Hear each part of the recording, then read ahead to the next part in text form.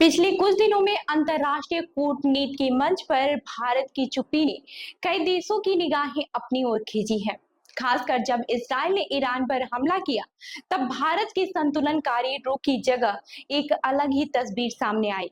UN में Gaza युद्ध विराम को लेकर हुई वोटिंग हो या फिर संघाई सहयोग संगठन यानी कि एससीओ में ईरान के पक्ष में आए बयान से भारत का खुद को अलग करना, हर मौके पर भारत ने खुलकर कोई पक्ष नहीं लिया, जिससे कि उसकी निष्पक्षता पर सवाल उठने लगे हैं। दरअसल 12 जून को संयुक्त राष्ट्र महासभा में गाजा में तत्काल युद्ध विराम पर वोटिंग हुई। 149 देशों ने युद्ध विराम के पक्ष में वोट किया, जबकि 12 ने विरोध किया और 19 देश मतदान से दूर रहे। भारत में उन्हीं 19 में से एक था, लेकिन ये 19 देश वैश्विक राजनीति में ज्यादा प्रभावशाली नहीं माने जाते हैं।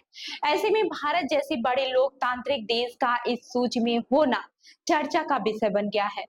एससीओ का हिस्सा होने के बावजूद भारत ने संगठन द्वारा ईरान पर इस्राएली हमले की निंदा के बयान से दूरी बना ली। इस तरह ब्रिक्स में भी भारत अकेला ऐसा प्रमुख देश रहा जिसने युद्ध विराम पर वोटिंग से दूरी बनाई।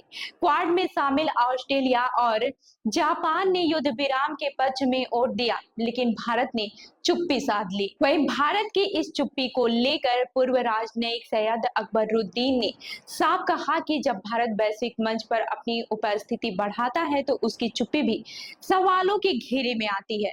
उन्होंने कहा कि अब वो दौर नहीं रहा जब सिर्फ ये पूछा जाता था कि भारत ने क्या किया, अब ये भी पूछा जाएगा कि भारत क्या नहीं कर रहा। वहीं तन्वी मदान जैसे विशेषज्ञों का मानना है कि भारत पारंपरिक रूप से इसराइल, खाड़ी देशों और ईरान के बीच संतुलन बनाए रखता है, लेकिन हालिया घटनाएं संकेत दे रही हैं कि यह संतुलन अब डगमगाने लगा है। हालांकि रूस और ईरान दोनों ब्रिक्स व एससीओ के अहम सदस्य हैं और भारत भी इन मंचों पर अपनी भूमिका को लेकर साफ नहीं दिख रहा। भारत की इस रणनीतिक चुप्पी ने उसे वैश्विक बहस के केंद्र में ला दिया है। अब सभी की निगाहें भारत के अगले कदम पर टिकी हैं। तो इस खबर पर आपकी क्या राय है, हमें कमेंट करके जरूर बताएं और ऐसी ही अन्य खबरों के लिए देखते रहिए जन दर्पण न्यूज। धन्यवाद।